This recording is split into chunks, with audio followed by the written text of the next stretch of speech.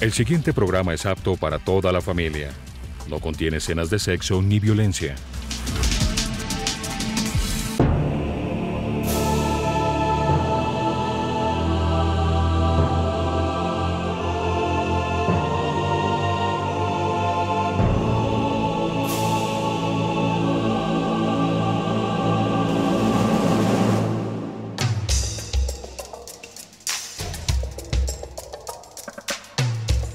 La cuestionada y empantanada reforma a la justicia se llevó por delante la credibilidad de tres poderes, la del Ejecutivo, porque fue el gobierno quien la metió al Congreso, y el ministro de Justicia el que negoció con el Legislativo varios de sus artículos.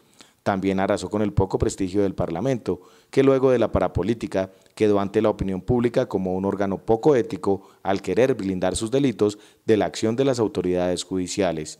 De 267 congresistas, solo 26 votaron en contra de la reforma. Y finalmente, no dejó bien parados a los magistrados que estuvieron de acuerdo con el aumento de sus periodos de 8 a 12 años y se quedaron callados frente a los micos, ya que la reforma no estaba hecha para mejorar la justicia, sino para garantizar impunidad a políticos, militares y delincuentes. Una pregunta lógica es, ¿castigarán los colombianos a los poderes que se eligen por voto popular?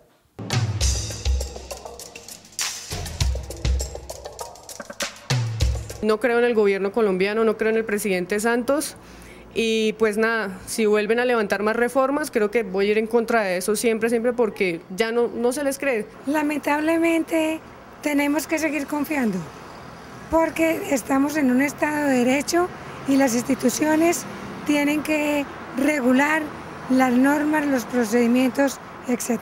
La reforma constitucional la están violando y eso no debe ser así, porque todo colombiano tenemos nuestros derechos y la Constitución a la Constitución hay que respetarla. A estas alturas de la vida, ¿quién va a creer en el Congreso? De un momento a otro, o sea, arreglan las cosas, las acomodan, son todo y después salen a decir que no pasó nada. No creo ya en nadie, todos son una partida de ladrones, todos hacen lo que quieren con nosotros y mire, estamos peor que antes. Y los congresistas y todo eso, pues realmente es una mentira. Lo único es que los ciudadanos, pues, se unan, no sé, pues cómo hacerse escuchar y hacerse de las leyes que necesitamos realmente.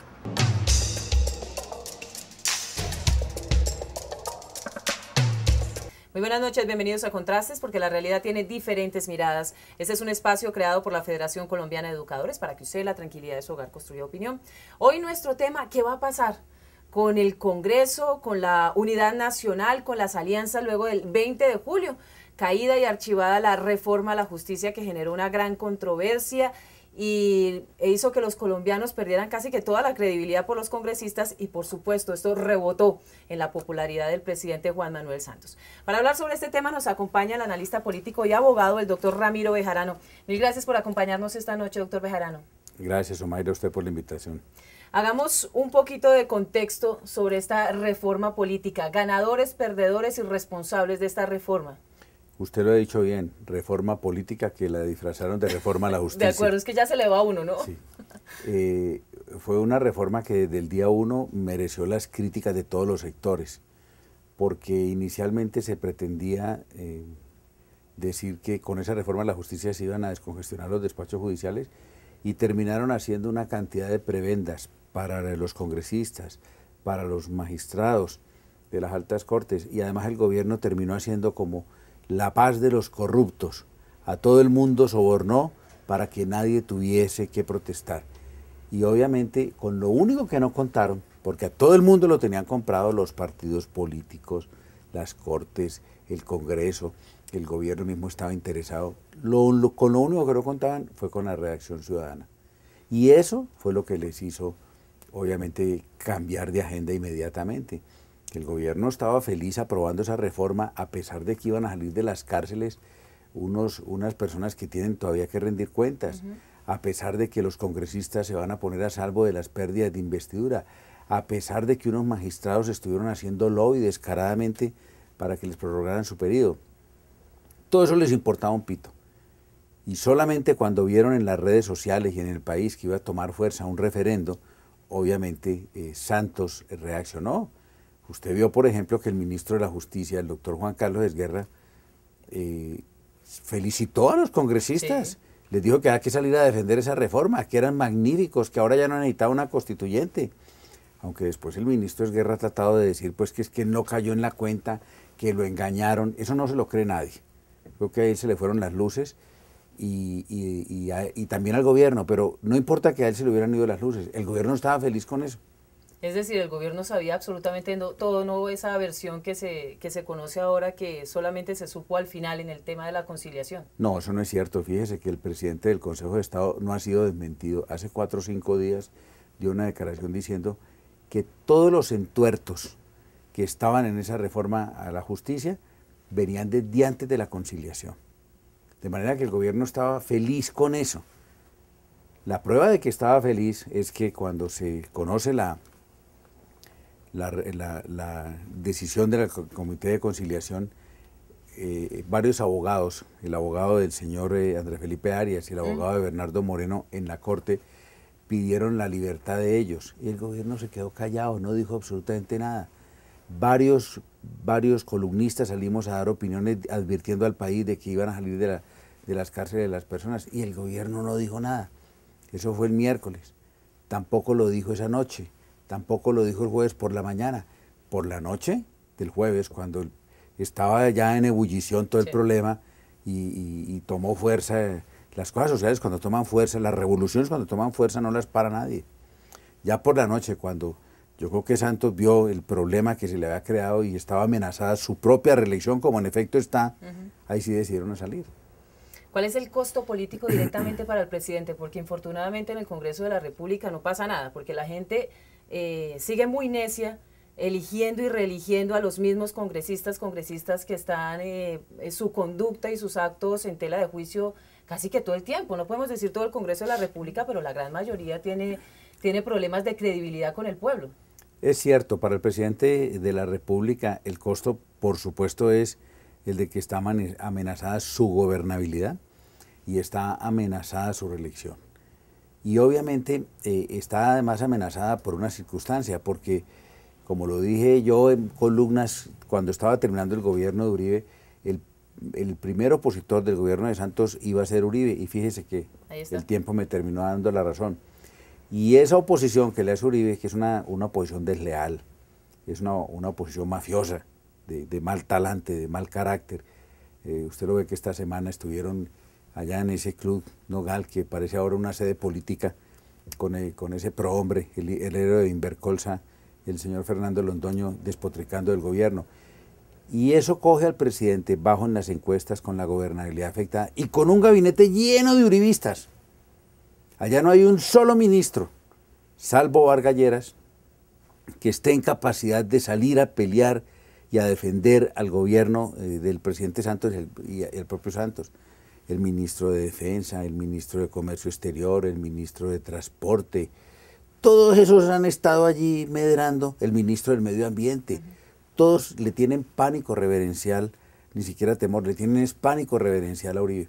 De manera que el costo político para el presidente Santos es incalculable. Claro que ha venido tomando medidas populares y cortinas de humo de alguna manera para dejar atrás este tema tan vergonzoso de la reforma a la justicia. Ahí está el tema de acabar con la vicepresidencia, o aparece el diario de Chupeta, que muchos han calificado como una verdadera cortina de humo, porque parece ser que la información no es tan contundente ni tan real, pero habrá que ver en el tiempo y la investigación de ese documento. Pero salen una y otra información e investigaciones un poco para dejar atrás el tema de la reforma a la justicia, pero yo creo que le va a costar a este gobierno. Le está costando, además yo creo que esas cosas no le han pegado. El tema de lo de la vicepresidencia es francamente una leguleyada. Cambiar la vicepresidencia por la designatura no le mejora nada al país, eso es una tontería. Y obviamente, si uno mira en términos democráticos, es mejor el origen de la vicepresidencia que el tema de la designatura. Lo que pasa es que los vicepresidentes que hemos tenido por regla general han sido unos chisgarabices. De manera que eso explica, por ejemplo, que Angelino Garzón, con todo lo enfermo que esté, le resulta incómodo a cualquier gobierno, porque es una persona desleal, porque es ambiciosa, porque es una persona que no tiene norte político. Él puede estar mañana con Uribe, pero también con el Polo. De suerte que eso no le ha pegado al presidente Santos, ni le van a pegar las otras cosas, porque el tema, el germen que quedó sembrado en la conciencia colectiva es que iban a hacer un fraude gigantesco en alianza, gobierno, Cortes y el Congreso de la República. Una pausa y ya regresamos con más En Contrastes.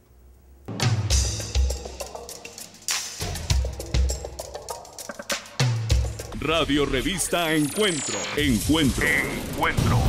Programa institucional de PECODE. Encuentro. Sindicalismo, arte, cultura, actualidad, tecnología, pedagogía, educación. Encuentro. Las expresiones de vida con que se construye Colombia tienen un punto semanal de encuentro. Todos los sábados a las 7:30 de la mañana por Colmundo Radio.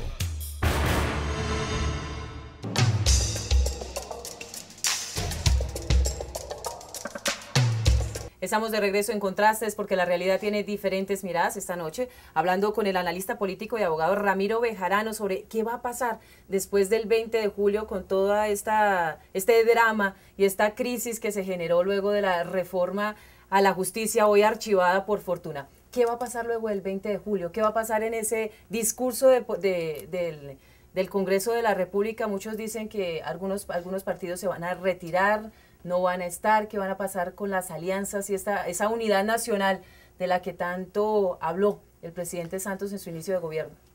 Mire, en mi criterio, los Paganini de todo ese enredo y todo ese escándalo vamos a hacer los colombianos. Se lo explico de la siguiente manera. El gobierno no se puede dar el lujo de que se le desintegre la unidad nacional, menos ahora que no tiene fuerza en las encuestas. Y entonces, ¿cómo va a lograr a querenciar a unos parlamentarios que están bravos porque el gobierno los dejó solos? Es que el gobierno lo que hizo fue lavarse las manos como Pilatos, y el pecado de Pilatos no fue haberse lavado las manos y no haberlas tenido sucias. El gobierno dejó a los magistrados allá, cuando estaba feliz de soltarles esa carnada. A los congresistas salió a decir que eran ellos los que estaban negociando en la picota y una cantidad de cosas, y el gobierno lavándose las manos. Pero eso lo van a restablecer de la siguiente manera: le van a tener que dar burocracia al Congreso. Va a ver usted que van a empezar a llover contratos y nombramientos y todo. Porque, ¿no saben que el tema de la corrupción, en vez de apaciguarse, se va a incrementar? Pero por supuesto, yo creo que eso va a suceder y van a terminar haciendo las paces y seguramente van a restablecer sus comunicaciones. Por lo demás, ¿a quién le van a entregar al Congreso? La presidencia del Senado, a ese senador vallecaucano pintoresco, el senador Roy Barreras, que se voltea pues más que un desvelado. Y el otro, ese señor Augusto Posada, un oscuro parlamentario de Antioquia, que es un amanuense de Álvaro Uribe, un perseguidor de la peor calaña, que sin duda estará pues dispuesto a hacerle todos los favores al gobierno en cuanto todo quede arreglado. De manera que los grandes perjudicados de todo esto vamos a ser los colombianos, eso no le ponga la menor duda. Y seguramente, salvo que las redes sociales continúen impulsando el tema del referendo y la protesta, Santos va a buscar la reelección y ojalá que la gente no se adormezca, porque yo creo que allí hay una cosa muy importante que hay que mantener. ¿Cómo hacer que esas iniciativas que de alguna manera ajusten al Congreso y al Gobierno Nacional a que trabajen por los que lo eligieron finalmente, que son los ciudadanos? Mire, ese gobierno no tiene consistencia. Se gastaron 2 años diciendo que esta reforma iba a ser magnífica, que era necesaria. Inclusive montaron en esa vaca loca al fiscal general de la Nación, a quien lo pusieron a defender eso. Llegó hasta el horror de decir que la reforma a la justicia era un avance del Estado de Derecho. Y ahí se han ido de bruces varios. La propia Contralora escribió un artículo diciendo que de cuando acá no se podían objetar ni sancionar las reformas constitucionales, cuando hay 7 sentencias que dicen de la Corte Constitucional que dicen lo contrario. Pero lo más importante es que ahora que se les cayó la reforma a la justicia, el doctor Fernando Carrillo, que es nombrado el director de la Agencia Nacional de Defensa de la Nación, él cree que ser agente nacional de la defensa de la nación es lo mismo que ser agente del presidente de la República. Está equivocado, él tiene que defender a la nación, no a la persona del presidente. Pero él salió hace 4 o 5 días y dijo: no se requiere reforma constitucional, podemos hacer unas reformas con otras leyes. Entonces uno dice, ¿para dónde va este país? Se gastaron 2 años diciendo que había que reformar la justicia, hicieron semejante escándalo, semejante enredo, y ahora que todo les vino abajo, ahora sí no se necesita reforma constitucional. Entonces uno ve que obviamente no saben para dónde van, no tienen con quién, fundamentalmente. Y la justicia sí merece unos ajustes muy importantes, que no son los de prorrogarle el periodo a los magistrados de 8 a 12 años, ni de darles la posibilidad de que ellos elijan a sus sucesores, no, todo lo contrario. Lo que hay que buscar es que haya un sismo grande en la justicia para que muchas manifestaciones politizadas que hay en las altas cortes desaparezcan de allí. No, pero ¿cómo hacer que el Congreso de la República deje de legislar en cuerpo propio? Pues es una cosa muy complicada y el peligro que tenemos es que si se convoca una constituyente, esos constituyentes seguramente van a estar interesados en que se quite la restricción de que Uribe no pueda ser nuevamente reelegido y nos vuelven a traer a Uribe y eso sí es el derrumbe, ya, y eso ya es la declaratoria de fallecimiento del Estado colombiano. ¿Qué tanto daño le va a seguir haciendo el expresidente Álvaro Uribe al gobierno del presidente Santos? Porque ya está declarada abiertamente por parte del presidente Santos, ya le está respondiendo en público los comunicados y las expresiones que hace el expresidente Álvaro Uribe, y bueno, él hace pocos días también decidió la creación, él no le llama un nuevo partido, pero sí un movimiento que va a estar ahí siguiéndole la pista a esas decisiones que toma el gobierno nacional para apaciguar al país, y que este movimiento lo que busca es seguir encendiendo la guerra. Claro que le va a hacer mucho daño, no solo al gobierno del presidente Santos, sino al país, porque Uribe todavía tiene audiencia en muchos foros donde puede ser oído, y él va a repetir la tesis mentirosa de que aquí se acabó la lucha contra la insurgencia, que aquí se acabó la lucha contra el narcotráfico que él no persiguió, ¿no? Pero obviamente a eso se le olvida a él. Pero sí, claro, le va a hacer mucho daño. Además, hay una cosa que es evidente. Uribe representa las ultraderechas colombianas, esa barbarie que ha sido gestora de la violencia en Colombia, de la brecha social entre ricos y pobres, de los que se han apoderado de todos los privilegios. Y Uribe, gobernando esa gente, siempre tendrá un sector minoritario del país, pero muy poderoso, en contra de lo que haga Santos y en contra de lo que haga el gobierno. Y eso, por supuesto, para un gobierno que además es elitista, tener en contra esos grandes capitales y esos grandes señores de las industrias, seguramente le va a traer sinsabores al presidente Santos. ¿Va a haber ocasión para mejorar la legitimidad del Congreso de la República y en general del gobierno nacional, de sus funcionarios, de sus colaboradores? Porque legales son, pero legítimos. Yo creo que no, la crisis del Congreso es muy grande. Y en relación con los funcionarios del gobierno del presidente Santos, pues a mí me parece que el problema de ellos es tanto de falta de legitimidad como también que hay mucha mediocridad en ese gabinete y en todo el entorno del presidente Santos. Una pausa y ya regresamos.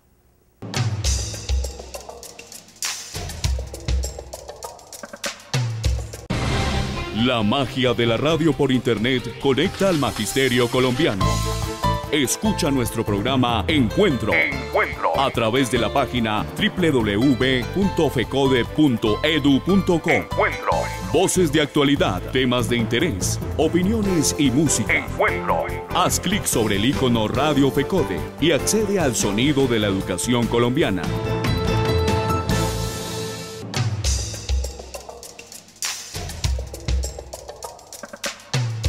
Doctor Bejarano, ¿qué va a pasar con esa reforma tributaria que todos los colombianos estamos esperando y añoramos, pues, que no vaya a suceder, que no vaya a ser el segundo capítulo de la reforma a la justicia?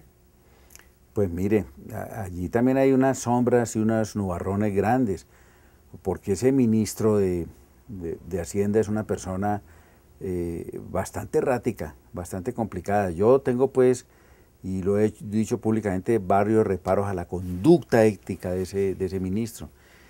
y también a muchas decisiones. Fíjese usted, por ejemplo, que mediante un decreto que él expidió, le puso un sueldo gigantesco a los secretarios del Senado y la Cámara y además dijo que no se podían controvertir por otra decisión. Ese señor, además de eso, es un neoliberal a ultranza. Él es una persona que está convencida de que aquí hay que hacer más ricos a los ricos y más pobres a los pobres.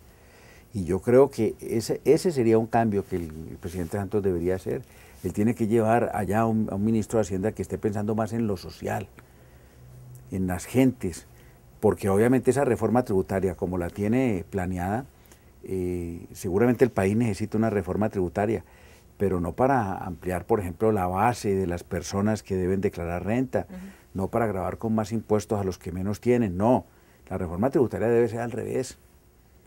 Liberar a muchas personas y gravar a aquellas que sí tienen todo. Doctor Bejarano, ¿es inminente, urgente que se cambie el gabinete del presidente Santos? A mí sí me parece. ¿Estamos en crisis? A mí me parece que sí, pero es que usted ve que ese gabinete, ahora que el presidente Santos ha tenido esta emergencia, salvo el doctor Vargas Lleras, que salió a dar sus explicaciones como había sido el primer ministro de Justicia, pero de resto ese gabinete, usted vio por ejemplo que el doctor Federico Rengifo, ministro del Interior, ni siquiera pudo echarse el primer discurso que se iba a echar en la Cámara porque ya lo chiflaron. Y de ahí para allá, todos los ministros están desaparecidos. Allí no hay figuras convincentes de peso político, de personas que uno diga, aquí está el futuro político de la nación. No, allá hay unos burócratas que están pensando ellos en sus propios beneficios. Habrá alguna excepción, por ejemplo, como el caso de Rafael Pardo, y el propio Germán Vargas Lleras, pero usted coge ese gabinete y ese es un comité de asesores convertidos en ministros. Claro que al ministro Germán Vargas Lleras también de todos los lados le salen peleas e investigaciones y señalamientos. En este momento está abordando el señalamiento que le hace el expresidente Álvaro Uribe con su hermano Santiago Uribe. Pero me pareció muy grave la denuncia del ministro Vargas Lleras en el sentido de denunciar un complot que compromete a Santiago Uribe y a un coronel que supuestamente estaba en el esquema de seguridad del presidente Uribe.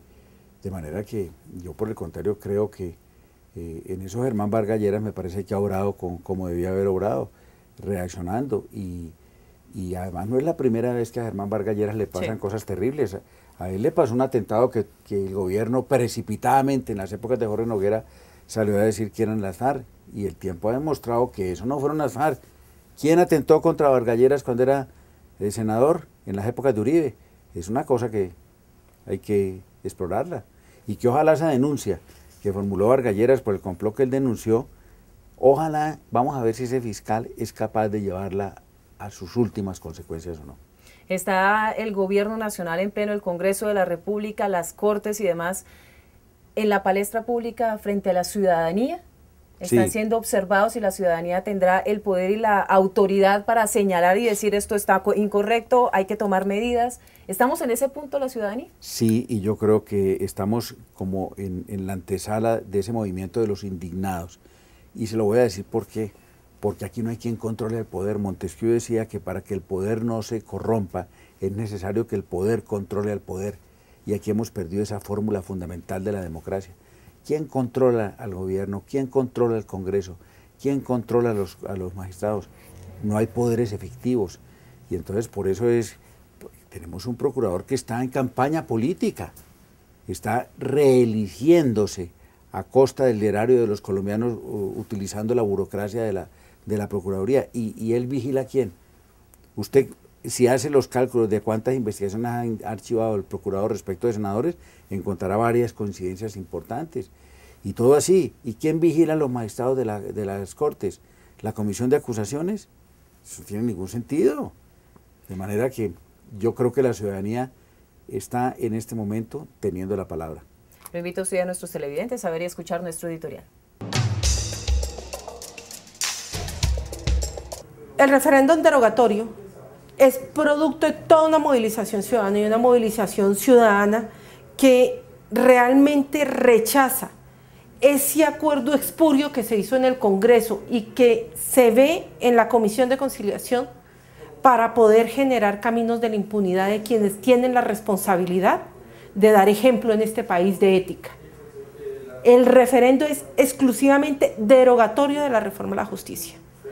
Ninguna de las organizaciones, por lo menos que está en esta coalición, donde está Foro, donde está Corporación de Excelencia de la Justicia, Plural, la Misión de Observación Electoral, Vía a la Ciudadanía, etcétera, entre muchas más, ni apoya a la Asamblea Nacional Constituyente, ni apoya la revocatoria del Congreso de la República, ni la revocatoria, obviamente, del presidente de la República. Nosotros tenemos clarísimo que hoy el mensaje que tenemos que enviar al Congreso de la República es que así no, que aquí se tiene que legislar con estándares mínimos de ética que perdieron la confianza ciudadana. Y ese es el mensaje que estamos enviando con la revocatoria.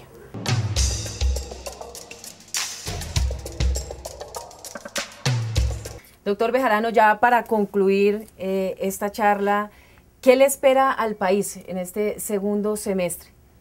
Mucha convulsión y la antesala de una campaña electoral que se avecina con un país dividido, fracturado, absolutamente polarizado, porque eso es lo que el expresidente Uribe y el héroe de Invercolsa y José Obdulio pretenden. Ellos quieren radicalizar el país, primero para dificultarle la tarea de gobierno a Santos y segundo para que ese gobierno corrupto de Álvaro Uribe se ponga a salvo de las autoridades.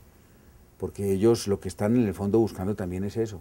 Cuando aquí se destape realmente todo lo que pasó en ese gobierno, yo espero que los colombianos tengan, los colombianos de bien, tengan otra visión. De manera que lo que se avecina es periodo de crisis, va a haber mucha controversia y vamos a enfrentar una campaña política muy dura y además con una cosa que los colombianos no han caído en la cuenta. En diciembre se falla el pleito de Colombia con Nicaragua en la Corte Internacional de La Haya y hay quienes dicen que de allí puede haber alguna decisión que afecte los intereses nacionales. De ser así, ese tema se va a volver un tema de campaña y ese tema de campaña y de responsabilidad de los diferentes gobiernos. Y yo no me imagino lo que va a ser esta campaña política que se avecina. ¿Qué otras cabezas debían caer luego de archivada la reforma a la justicia? Porque la única que cayó fue la del ministro. A mí me parece que lo primero es el sacudón general en el gabinete y en el entorno que tiene el presidente. Es que el presidente tiene una cantidad de señores, amigos personales de él, que seguramente son queridísimos para ir a tomar trago en Anapoima, o para ir a una fiesta en la casa de huéspedes, o para echar una tarde de póker, que parece que disfrutan allá mucho. Pero ese gabinete es un gabinete de mentiras. Y los asesores que tiene, pues ese señor Francisco Lloreda, que es un momio de Cali, dizque consejero de seguridad, y todas las cosas que han pasado en materia de seguridad, ese muchacho no tiene ni idea de qué está pasando.